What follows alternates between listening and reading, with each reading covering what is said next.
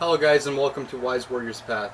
So today I'm going to be warming up with my Cold Steel hand and a half training sword, and this is made out of polypropylene. It's not sharp, and I put this thing at the tip here because when I do sparring with my friends or my partners, the kind of stuff that we wear, I don't want this tip when we poke to hurt the other person. And this is not really one of those thrusting swords, it's more, you know what I'm saying, for blocking and kind of getting like your form and stuff like that. And yeah, you can hit the person with it, but these things, they do hurt. So also the poking with this, it's not recommended that you poke with these kind of swords, but we still do. You know, we kind of do it full contact style. So it can be very painful if, you know, you get hit with the tip of this, and also the kind of gear that we wear, we don't want it going like in between cracks and causing unnecessary injury just because we're trying to have fun. We're not trying to train for anything serious, you know, so that's why I put the little tip on this. And also when I hit the bag, you know, I don't like start cutting the bag open. I don't start making like jagged areas. I don't start making areas that are getting indented, and then over time as you're getting stabbed and punched and hit, they become holes and areas that just get worn out. So that's why I also put this here and I leave it here. So when I don't have training partners, I usually take it off so I can do my training and stuff like that, and just not have this odd looking thing. But since I got this bag, I've been using the tip of this thing. So my training today, I'm going to be warming up with this thing, and then I'm going to be doing some kicking and some punching. I'm still only using my left hand side of my kicking because I got an injury on my right hand foot. You can't see it right now. This is actually the first time in a while. Yesterday was actually the first time in a while that I put on a shoe for the first time. So I was cooking something and I had a bunch of cooking oil actually come and it spilled on my foot. So the middle area got it the worst, but the other areas I treated it with water. And the problem is that the very next day I didn't take the injury seriously. I thought that it was just like, you know, just like a quick first degree burn. So I was just gonna push it with my shoes on, but then that skin actually came off, and that's when I realized how serious that burn was, because I've never had really burns like that. So the injury started progressing, and I think that when I kicked the next day, that's what made it worse. So the rest of my skin healed well, but the areas that I was kicking on the most just irritated and became worse. So that's just one thing to consider when you guys go out training. You know, push it hard. Yeah, be there. Get strong, but just don't push your injuries too hard if you don't have to. And also, there's some injuries that you must heal. You can't push through them because you're just gonna make yourself more injured, more hurt, and that's just not gonna work. So that's my philosophy, I guess, when it comes to certain kind of injuries.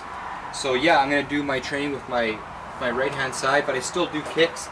They're kind of backwards kicks, you know what I'm saying, like push kicks and stuff like that. Maybe like some kind of pressing kicks and stuff like that. But I'm not going to be doing like the roundhouse. You know what I'm saying, the leg kicks. And sometimes I do that by mistake, and it really irritates my foot. Even though it's getting more better, I'm not going to push it. I think I'm going to wait another week. But the one that's been taking the most pressure, the most abuse right now is my left foot, and my left foot has always been like my assisting foot, you know what I'm saying, for leg kicks, maybe even like a good body shot, maybe even one of these, you know what I'm saying, but it's never been the strongest kicking leg. But now that I've been putting it to the test, that's what's happened. And as well, this is similar with my left hand. You guys can see that I'm actually southpaw, and I'm as well orthodox. You know what I'm saying? Sorry, that's the other way around. Southpaw and then orthodox. And that's because of not really just injuries on my right hand, but it's almost just thinking about it my whole life.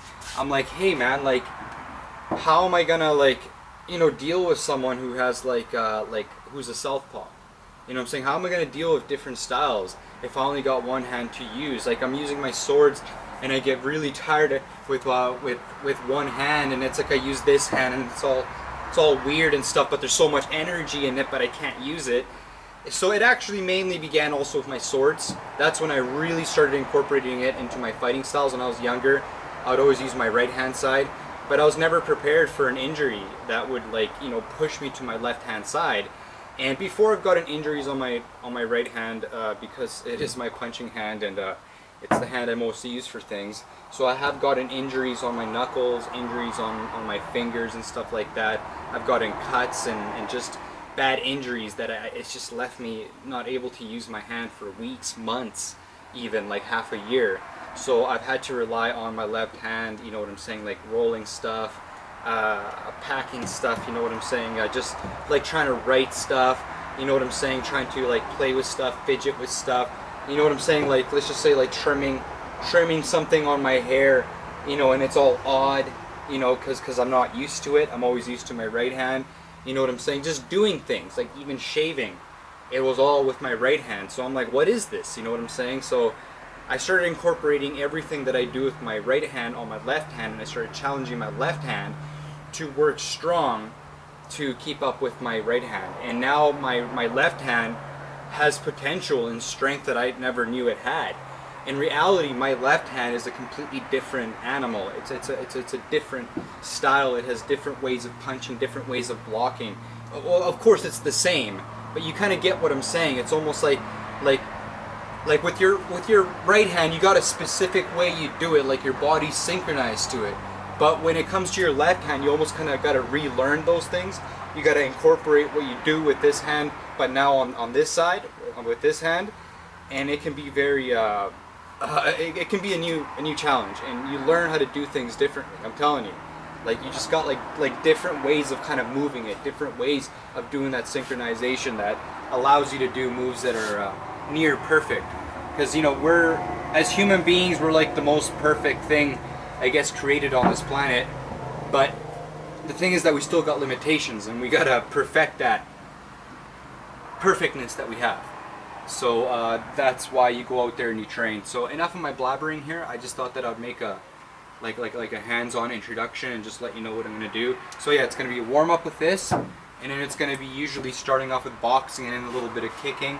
And because my injury is getting better, I'm starting to incorporate, you know what I'm saying, like these kind of kicks. You know what I'm saying? So, but I'm not at that point where I'm going boom roundhouse and just like, you know, I can't do that with this foot. I can, and I did, but the thing is that my skin will kill me. So let's just say I was in an emergency situation, or I had some sort of a fight or competition. Maybe I would push that leg if I'm getting like a lot of money, if like my career's at stake or my life is at stake. But it's just unnecessary right now to be like, boom, on cuts and injuries, boom, on cuts and injuries. Then you may take it at that moment, but when you go inside or when you get in your car or something, you're gonna be like, oh, damn, and then the next day it's gonna be inflamed. It's gonna be more, you know, you don't want that. So anyways, let's begin.